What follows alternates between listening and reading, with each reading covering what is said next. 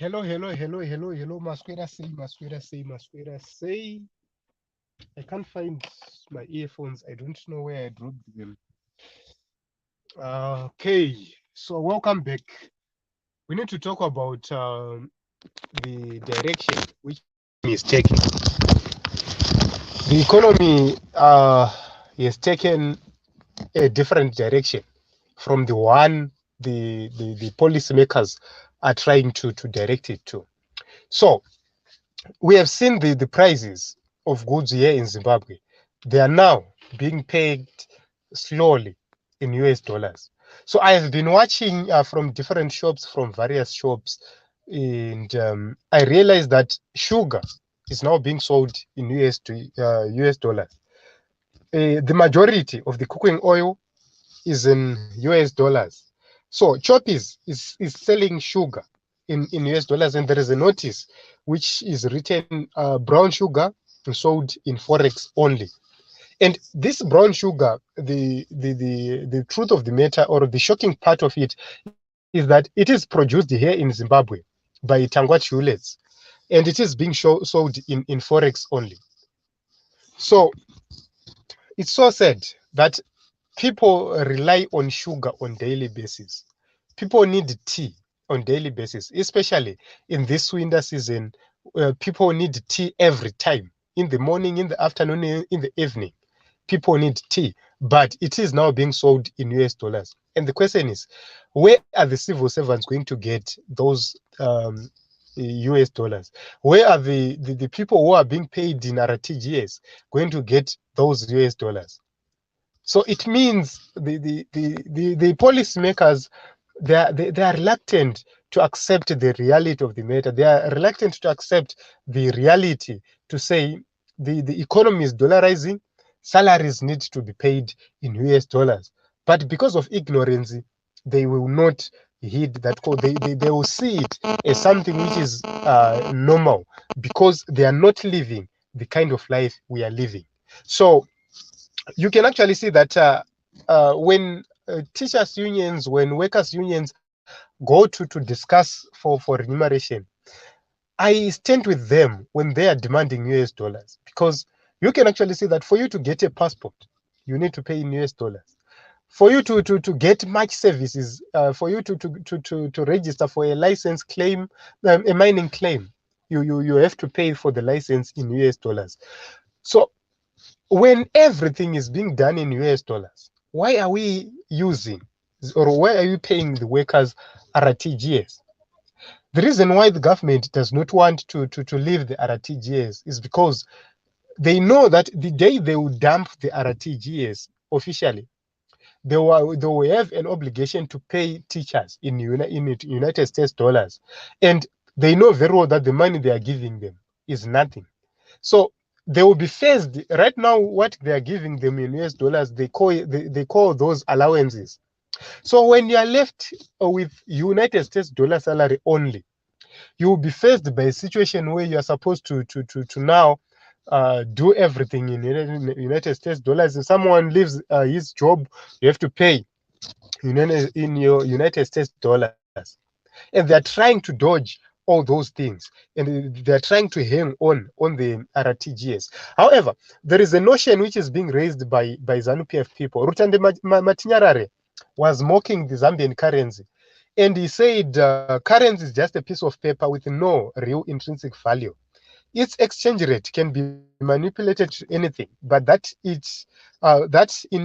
itself does not shift economic fundamentals like investment, production, exports, and government expenditure, which are the factors that grow economies.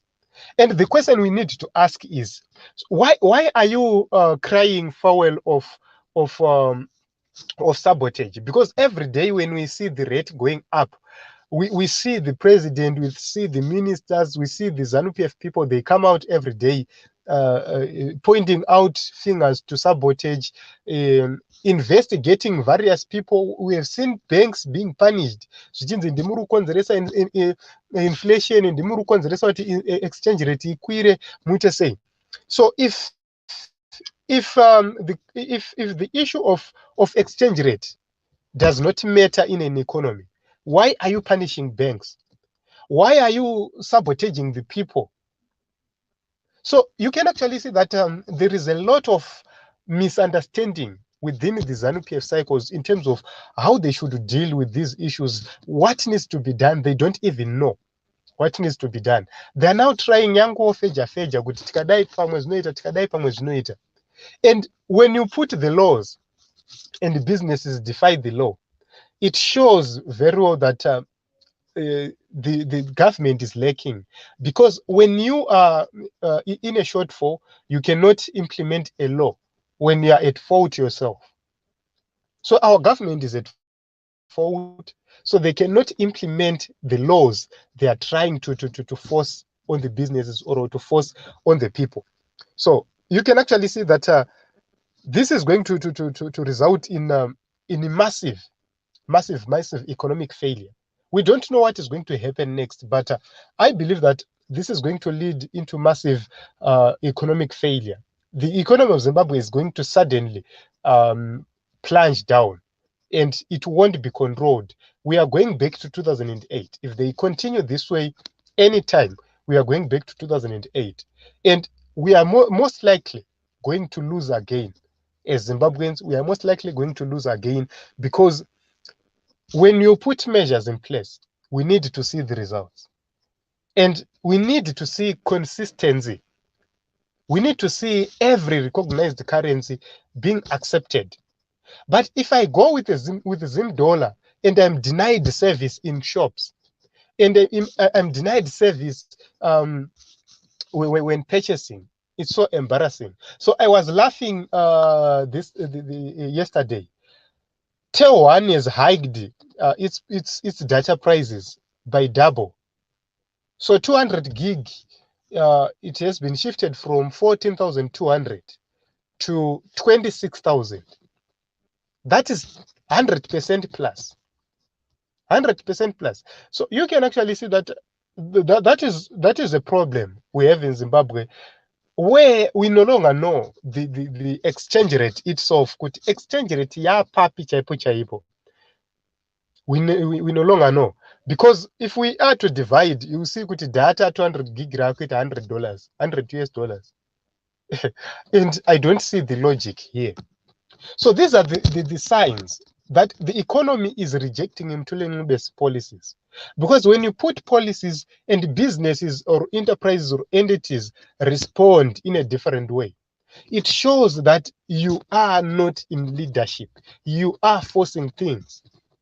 You are forcing things. And the things you are trying to force here, they will not work.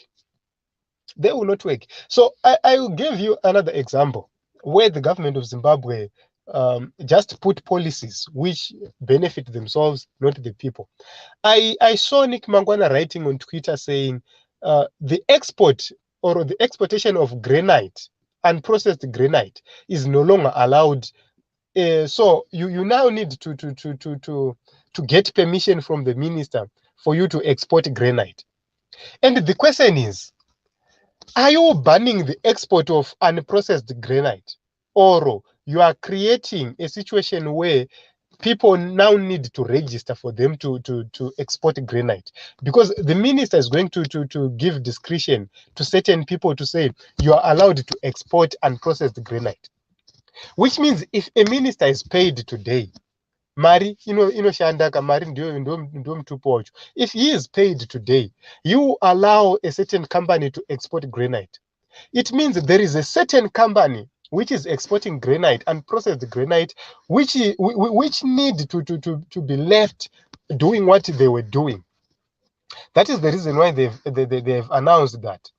So you can actually see that the policies we have in Zimbabwe, they always create loopholes. They always create looting mechanisms for the elite. They always create those avenues for looting. So I don't know what we can do with this government at this juncture. But honestly speaking, they have failed. They failed to put anything in place to make sure that they sustain this economy. The economy is dollarizing. Civil servants are being paid their salaries in Zim dollar.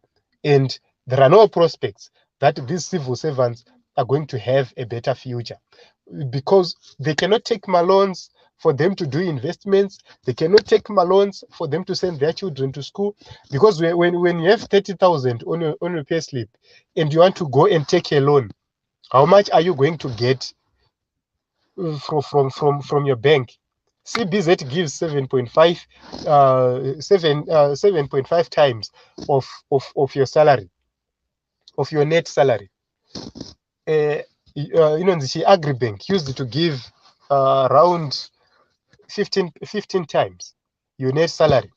So the question is, who is going to afford when you are being given money like 30,000 RTGS? It shows that any civil servant right now cannot think of a business. Civil servants cannot think of anything meaningful. They cannot think of taking loans, etc. That is the problem we have. They have destroyed all economic fundamentals, yet they believe and they hope that they will indeed have a better Zimbabwe. So the question is, where are we going as a nation? We are going into a dungeon. We are being plunged into a dungeon. We are being thrown into the worst economic situation ever. So I don't know. But I'm hurt to see Mazoe. They are now being sold in US dollars, and Mazoe, they are produced here in Zimbabwe. Sugar produced here in Zimbabwe, now being sold in US dollars exclusively. So I don't know, if you see all those things being sold in US dollars, I don't know, what do you think about our government? What do you think about Mthuli Ncwebe's policies? Is Mthuli Ncwebe going to be able to control the economic situation? Because what we expected to see was a situation where every currency in the nation of Zimbabwe can purchase whatever you want. But if you see the currencies which are allowed not purchasing in Zimbabwe, it means the economy has failed. The RBZ, who are the custodians or the owners of the Zim dollar, it shows that they have failed. There is no purpose for us to have John Mangujika there. There is no purpose for us to have them being paid a lot of monies. So I don't know what you think. Tell us in the comment section. So till we meet again in other episodes and other programs, please like, comment, and share.